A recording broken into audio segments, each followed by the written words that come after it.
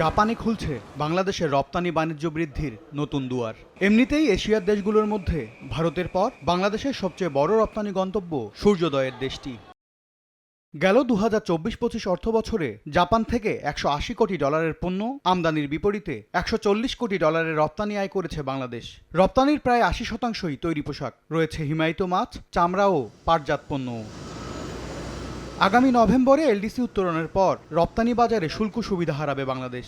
সেই চ্যালেঞ্জ মোকাবেলায় জাপানের সঙ্গে অর্থনৈতিক অংশীদারিত্ব চুক্তি ইপিএ করতে যাচ্ছে বাংলাদেশ, যা 6 ফেব্রুয়ারি স্বাক্ষর হবে বলে জানিয়েছে বাণিজ্য মন্ত্রণালয়। যে সমস্ত মার্কেটে আমরা এখন শুল্কমুক্ত প্রবেশাধিকার পাই, সবগুলোর কাছে আমাদের প্রস্তাব প্রেরণ করা হয়েছে। জাপানের সাথে এফটিএ এর টোটাল নেগোসিয়েশন শেষ করে এই মাসের 6 তারিখে স্বাক্ষর করব।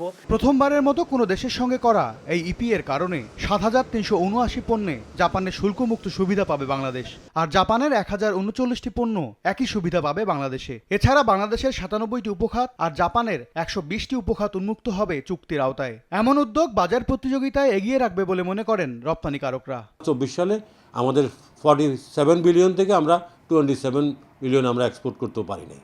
সেক্ষেত্রে 7,500 ফ্যাক্টরির ভিতরে এখন মাত্র 1100 ফ্যাক্টরি চলতেছে। ফ্যাক্টরিগুলোর সাথে যে ওতপ্রোতভাবে 7.5 কোটি লোক জড়িত অঙ্গাঙ্গিভাবে, সেই লোকগুলোরও কর্মসংস্থান হারাবে আমি মনে করি, যদি সরকার যদি এখনই ইনিশিয়েটিভ না নেয়। জাপানের বোধহয় টোটাল মার্কেটটা হতে বোধহয় 24-25 বিলিয়ন ডলারের মার্কেট, তো আমরা সেখানে মাত্র 3-4 বিলিয়ন করি জাপানে। তো ওখানে আমাদের ইমপ্রুভ করার ভালো সুযোগ আছে। আর আমরা যদি জিরো ট্যারিফে আফটার 2029-এর পরেও যদি আমরা জিরো ট্যারিফে করতে পারি তাহলে তো খুবই ভালো হবে। আমাদের এখানে ভালো একটা বাজার সংরক্ষিত থাকলো, আমরা আরও ইউরোপিয়ান ইউনিয়নে ঢুকবো, আসিয়ানে ঢুকবো, এগুলো আমাদের জন্য অনেক হেল্প হবে। অর্থনীতিবিদরা বলছেন, বিশ্বের বড় অর্থনীতির দেশগুলোর সঙ্গে বাংলাদেশেরও যে মুক্ত বাণিজ্য চুক্তি করার সক্ষমতা আছে তা তুলে ধরবে জাপান বাংলাদেশ ইপিএ চুক্তি। যদি আমাদের এই ইপা এগ্রিমেন্টটা না হতো তাহলে কিন্তু এই শুল্কমুক্ত সুবিধা ভবিষ্যতে থাকতো না। আমরা যে ট্রেডিং এনভায়রনমেন্ট দেখছি সেটা সিকিউর হলো, মানে ইনভেস্টররা আগে থেকে সিগন্যাল পাচ্ছেন যে জাপানের মার্কেটে বাংলাদেশের অবাধ বাণিজ্য সুবিধা থাকবে এলডিসিতে অ্যাডিশনাল করে। বাংলাদেশ সারা বিশ্বে এখন একটা সিগন্যাল দিচ্ছে তারা শক্তিশালী যে অর্থনৈতিক দেশগুলো আছে তাদের সঙ্গে মুক্ত বাণিজ্য চুক্তি করার সক্ষমতা রাখে।